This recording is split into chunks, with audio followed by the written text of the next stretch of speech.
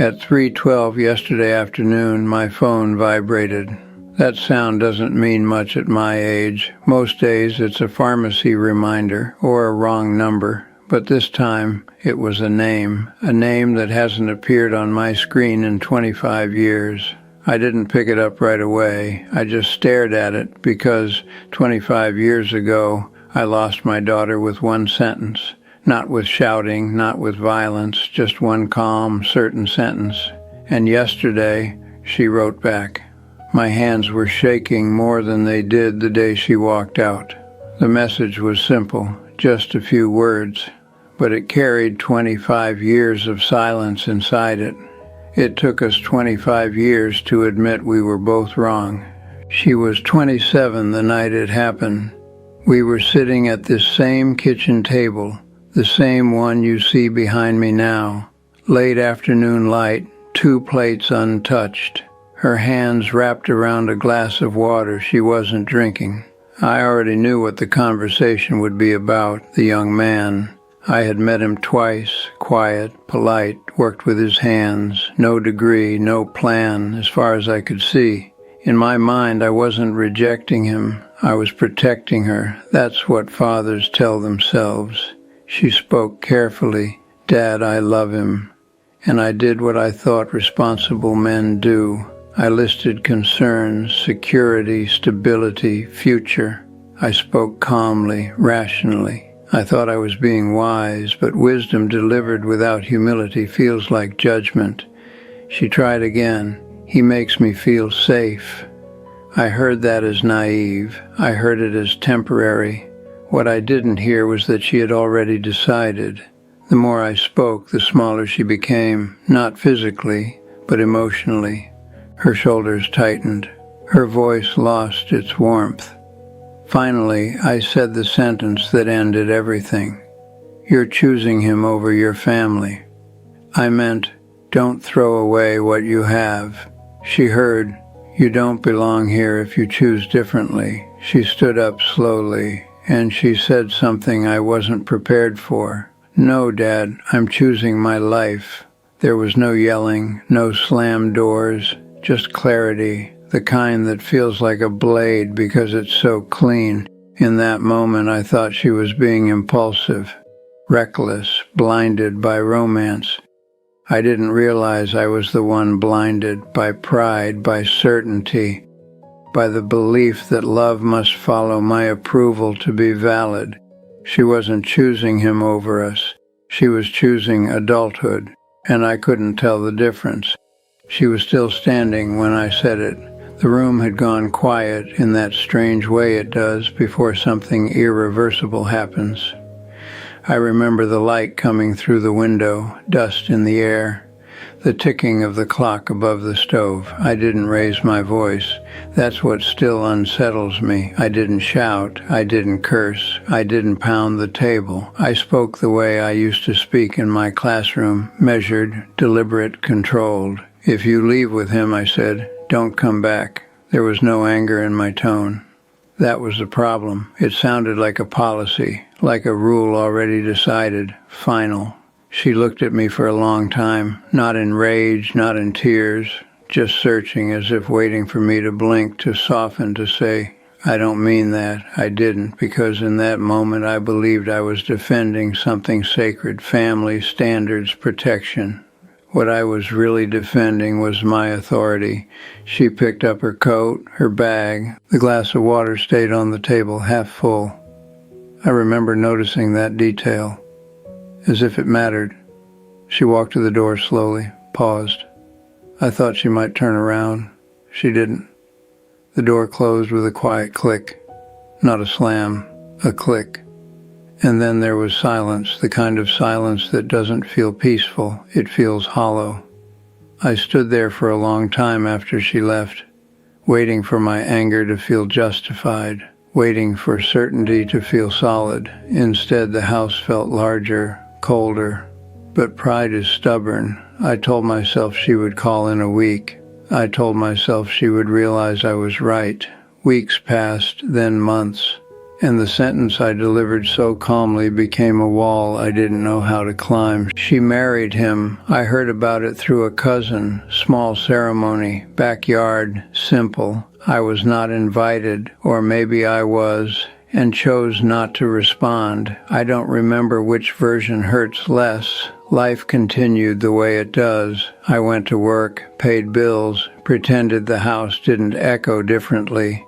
I did not see her walk down the aisle. I did not shake his hand. I did not meet my grandchildren when they were born. Yes, there were grandchildren. I learned that from her brother. A boy, he said once. A girl, 2 years later.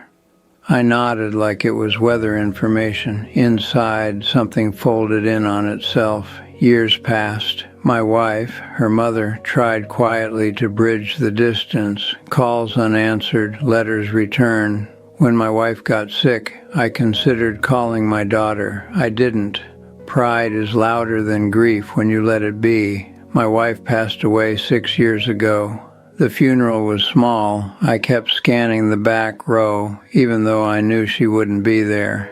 After that, the house changed. Not dramatically, just enough. I aged faster. You can feel it when time outruns you. I told myself the same sentence over and over. She made her choice.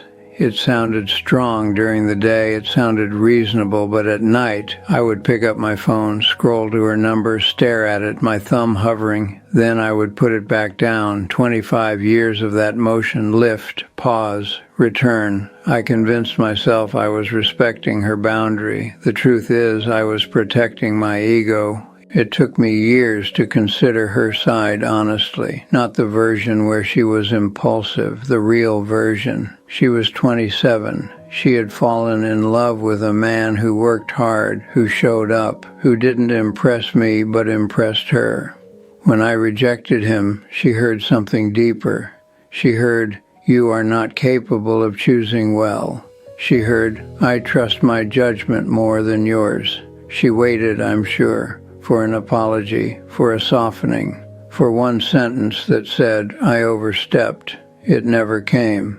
And she is my daughter, which means she inherited some of my stubbornness. She didn't want to return just to be corrected again. She didn't want to bring her husband into a house where he would be evaluated. So she built a life without me. From what I've heard, it wasn't glamorous. They struggled in the early years. Small apartment, second-hand furniture, long hours, but stable, quiet, real. Her husband stayed through lean years, through stress, through everything I warned her about. And slowly, I imagine, she realized something painful too. I wasn't entirely wrong about the difficulties, but I was wrong about him, and wrong about how I handled it.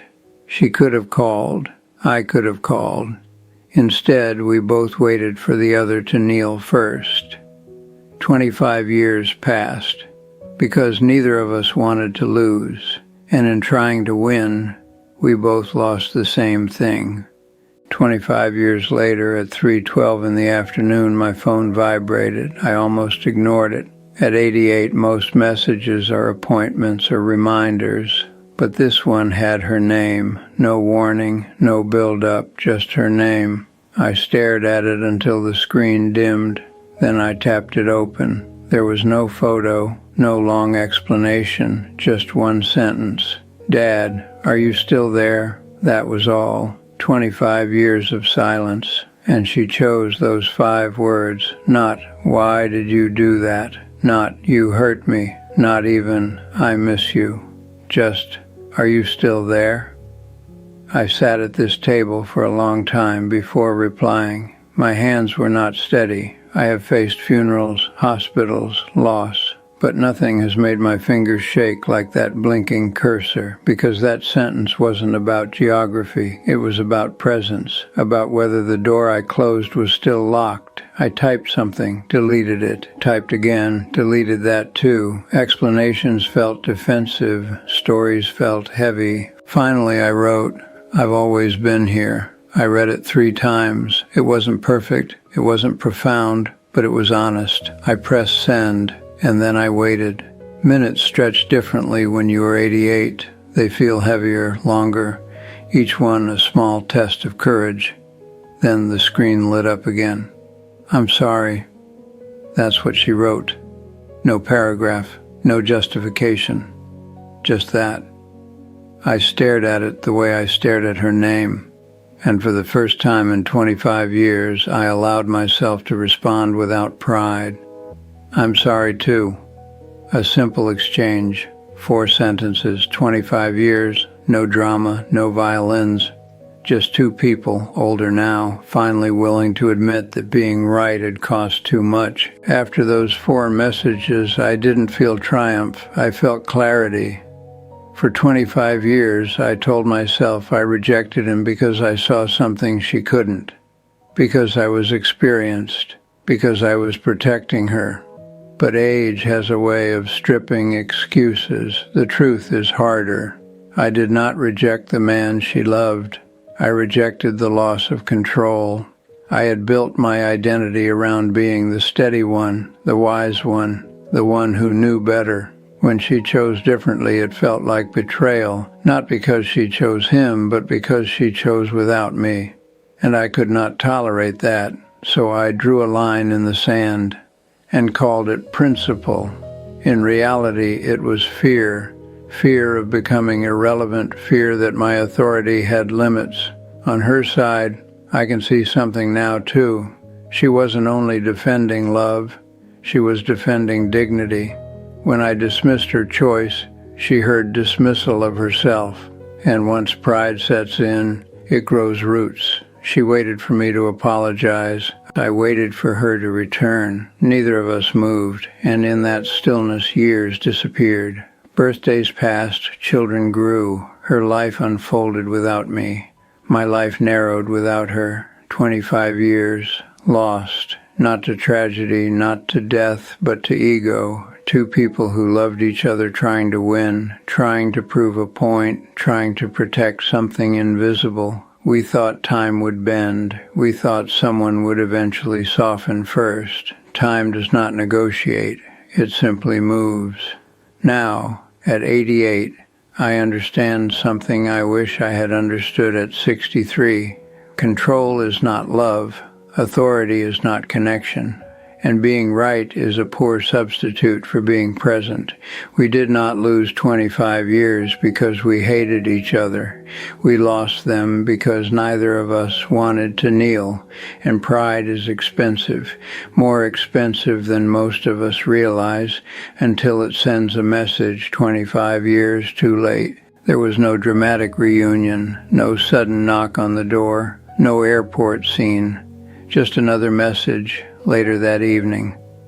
"Can we start with coffee?" I read it slowly. Coffee, not forgiveness, not explanations, not a rewriting of history, just coffee, a table, 2 chairs, and whatever courage we have left. I didn't overthink this one. I didn't draft and delete. I didn't search for the perfect sentence. I wrote one word, yes. That was all. At 88, I no longer believe in grand gestures. I believe in small openings, a crack in a wall, a chair pulled out at a table, a cup placed in front of someone you haven't seen in half a lifetime. We wasted 25 years trying to be right. We could have spent them trying to understand. Time does not refund what pride steals, but sometimes, if you're fortunate, it offers you a quiet second chance. No applause, no guarantees, just 2 people, older now, finally willing to sit down without needing to win.